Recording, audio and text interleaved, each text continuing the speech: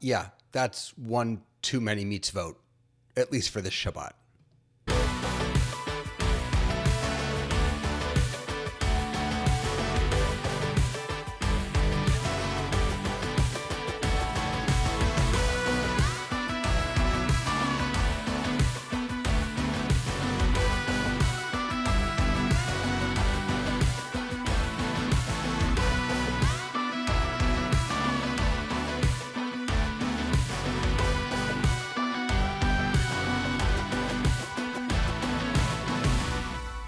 Hey everybody, David Paskin here, your Torah tech guy. Sorry, I completely lost track of time with the timer there.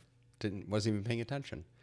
Anyway, I'm here to share with you some great tech for your great Torah.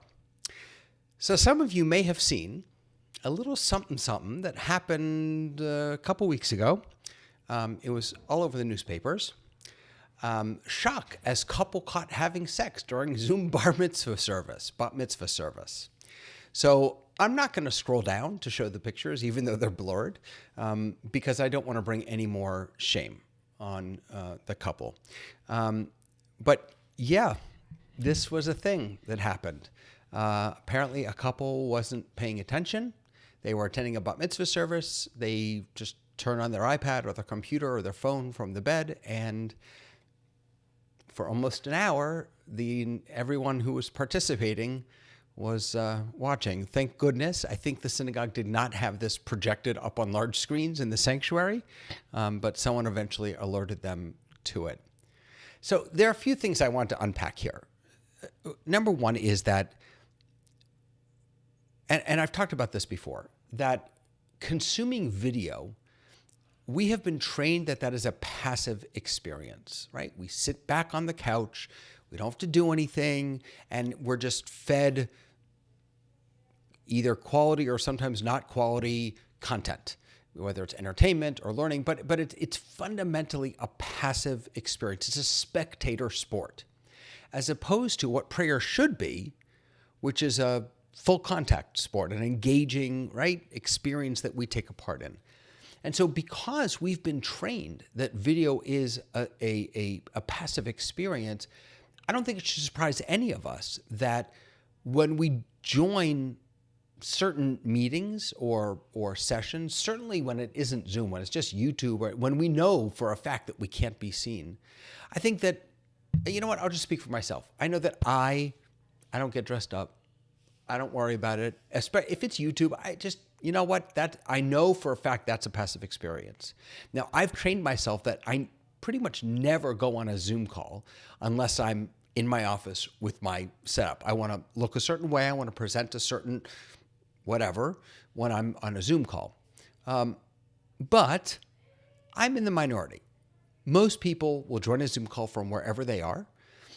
And because we've been trained that video is such a passive experience, I think that we've taken that and applied it to even Zoom calls.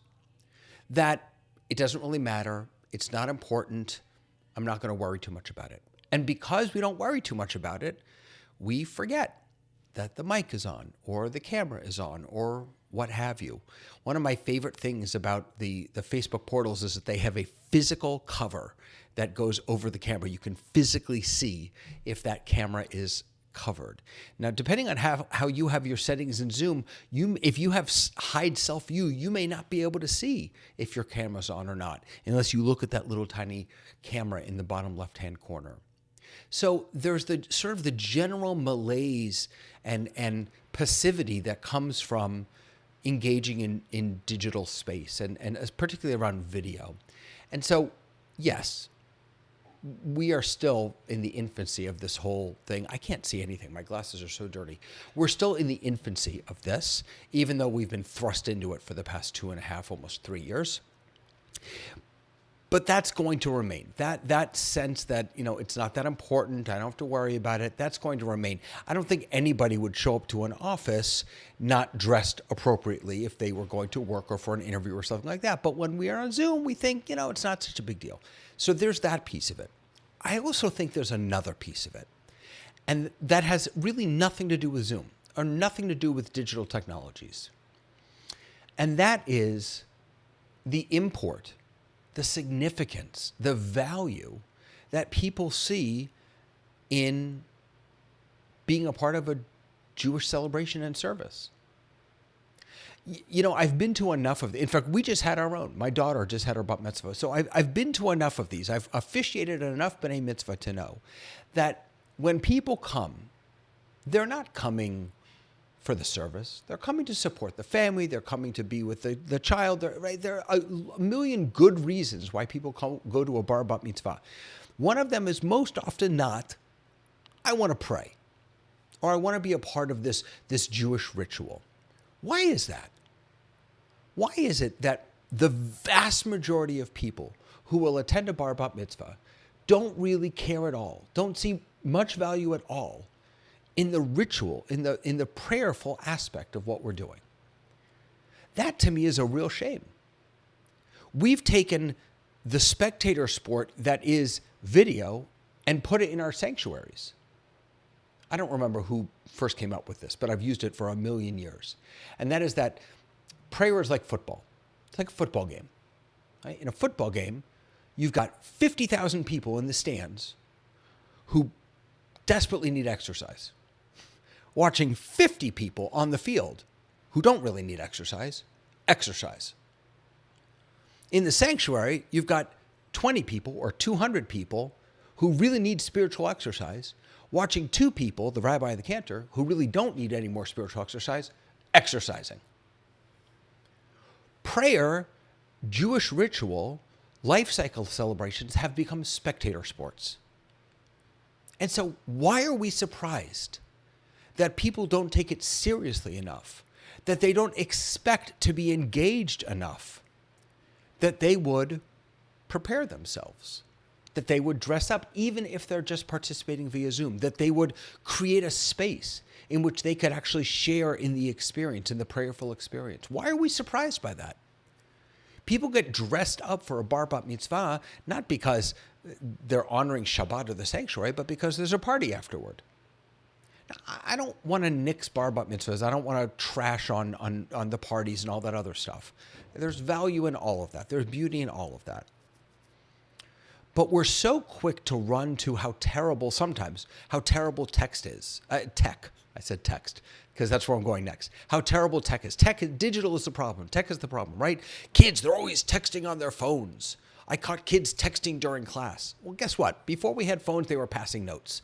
It's the same thing, just a different way of doing it. Tech isn't the problem.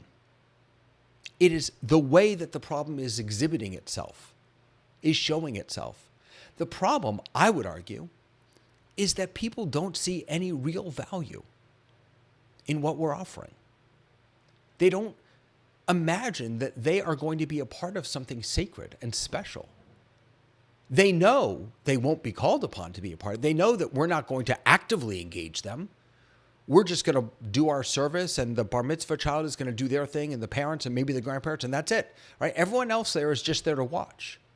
So we have sent the message that this is it's a spectator sport, that we don't expect anything from you, especially if you're not in the building. So why are we surprised that things like this poor couple happen? We shouldn't be.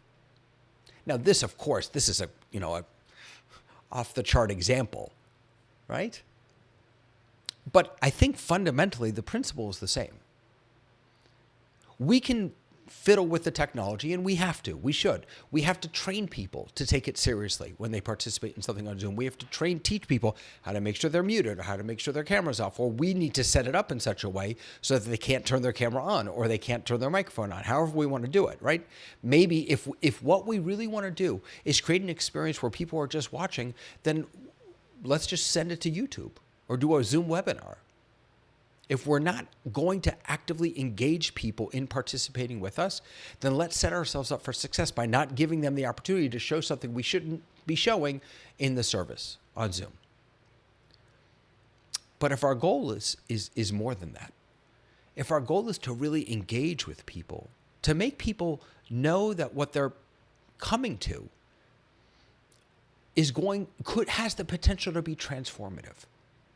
and that they are a vital and integral part of what we're going to create together. And it matters that they're showing up, and how they show up matters, and what they do when they're there matters.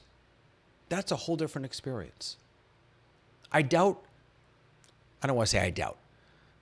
I don't think that most people, if that was what was being offered, if people knew what they were in for, if they knew that they were going to be part of something sacred, something special, really be a part of it, not just watch it, be a part of it. I have a hard time believing that so many people would show up in shorts or watch in their PJs or have sex on Zoom. So yeah, the digital stuff is a problem. Hi, Leon. The digital stuff is a problem. We have to work on that. We have to get people to pay more attention, to be aware, to know how to use these tools better so that we don't have these mistakes happen. And we have to focus on what the real issues are. The real issue isn't Zoom. The real issue isn't the camera. The real issue is why people felt that it didn't matter. It didn't matter what they were doing. So much so that they probably didn't even ask that question. They didn't even say, would it matter if we did?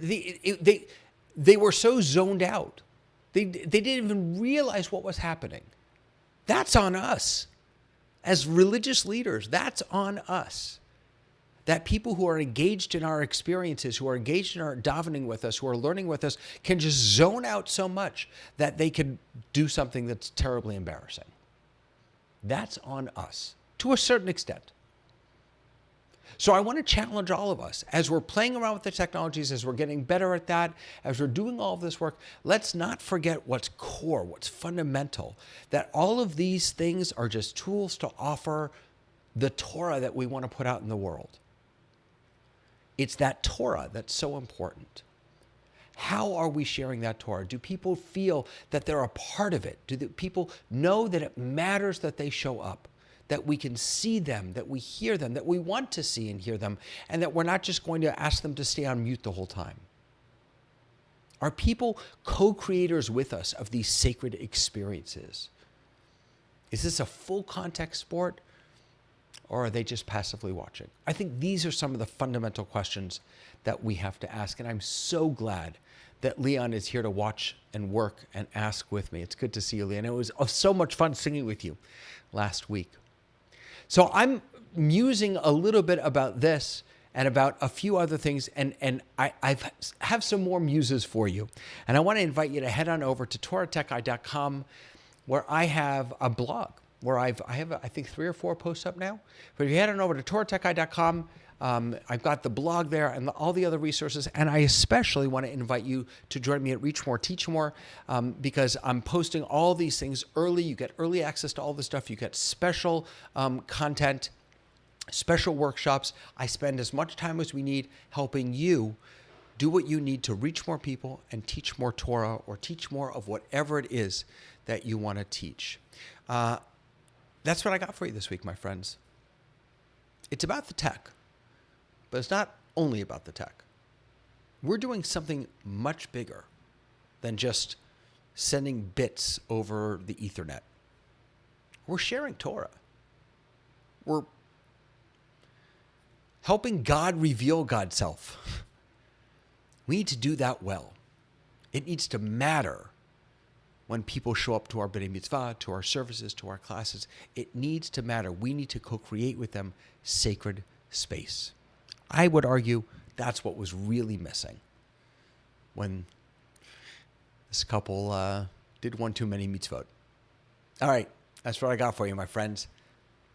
Have the most lovely afternoon. Oh, maybe next week we'll talk about what Apple announced.